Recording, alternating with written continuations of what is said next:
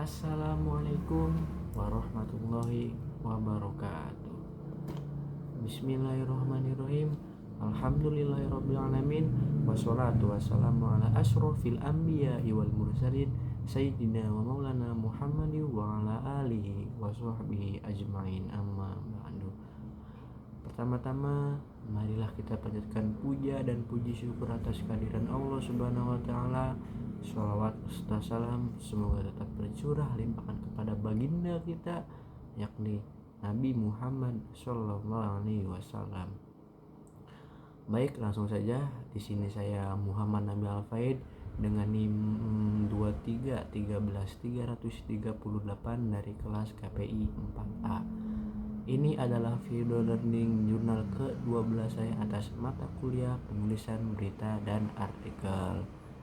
Nah, mungkin langsung saja kita kepada pembahasan materinya.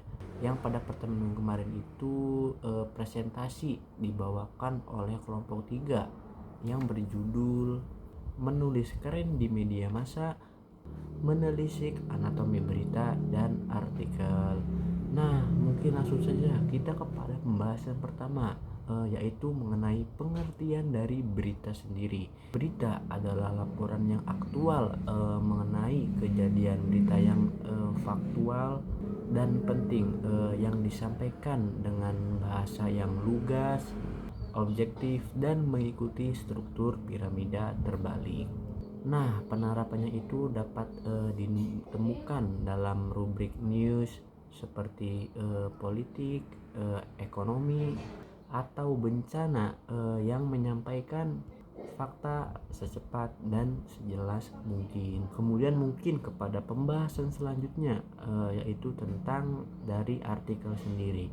Artikel itu dalam dunia massa merupakan karya tulis non-fiksi yang disusun berdasarkan fakta tetapi dibingkai dengan sorot pandang atau gagasan tertentu dari penulis sendiri.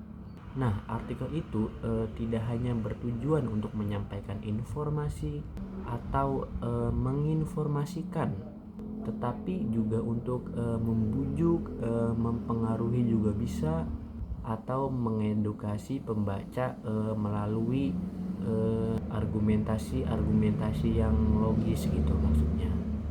Nah, mungkin langsung saja kita next kepada pembahasan selanjutnya, yaitu tentang anatomi berita dan artikel. Yang pertama itu kita bahas tentang anatomi berita dulu. Anatomi berita itu yang pertama ada judul atau biasa disebut dengan headline ya kita itu. Terus yang kedua itu ada teras berita atau lead gitu. Kemudian yang ketiga itu ada tubuh berita atau body. Kemudian yang keempat itu penutup berita. Kemudian selanjutnya itu ada sumber berita. Kemudian yang keenam itu unsur visual dan multi platform.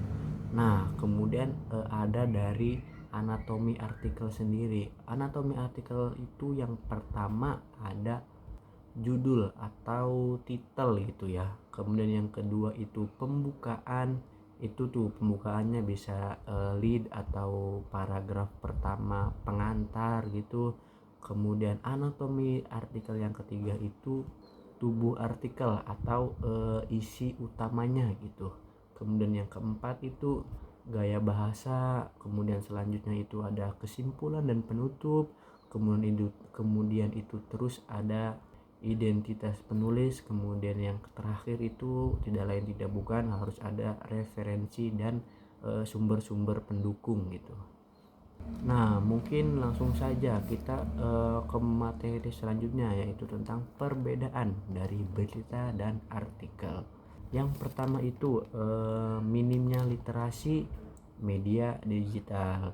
Kemudian yang kedua itu praktik framing oleh media. Kemudian yang ketiga itu kemampuan kritis yang rendah. Kemudian yang keempat itu peran algoritma media sosial. Kemudian yang terakhir itu minimnya verifikasi informasi.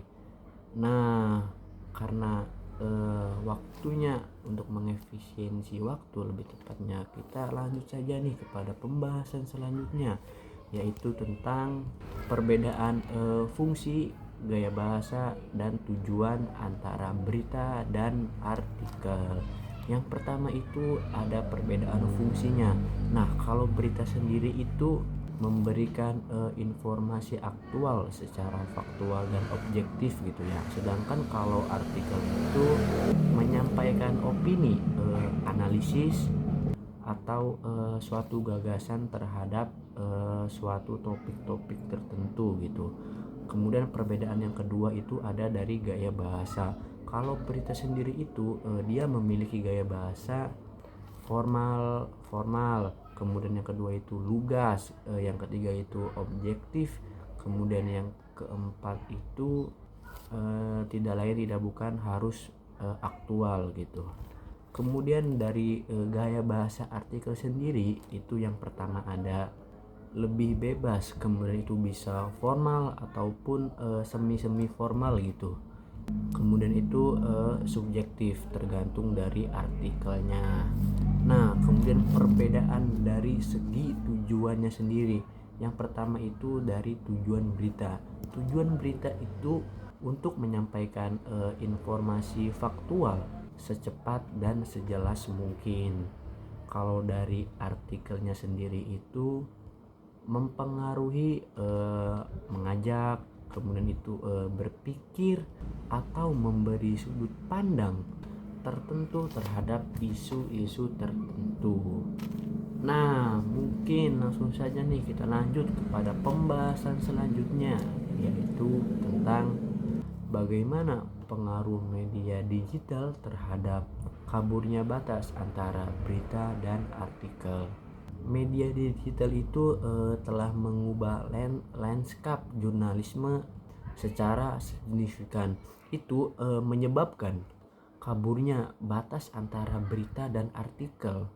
Perubahan ini itu dapat dipengaruhi oleh berbagai faktor, termasuk itu kecepatan distribusi ya, seperti informasi, kemudian itu algoritma media sosial, dan perubahan perilaku konsumsi berita oleh audiens. Nah, yang pertama itu ada disintermediasi dan peran citizen jurnalisme itu. Kemudian yang kedua itu konvergensi media, kemudian yang ketiga itu agenda setting yang melemah, kemudian yang keempat itu kehadiran blog dan platform terbuka, kemudian yang kelima itu minimnya regulasi editorialnya. Nah, itu tadi dari pengaruh media digital terhadap kaburnya batas berita dan artikel. Itu tadi sekaligus menutup materi dari pertemuan minggu kemarin, atau materi yang dibawakan atau yang disampaikan oleh kelompok 3. Nah, mungkin cukup sekian yang dapat saya sampaikan dalam video learning journal kali ini. Kurang dan lebihnya saya mohon maaf. Saya Muhammad Nabil Alfaid. Sekian, maafkan saya. Wassalamualaikum warahmatullahi wabarakatuh.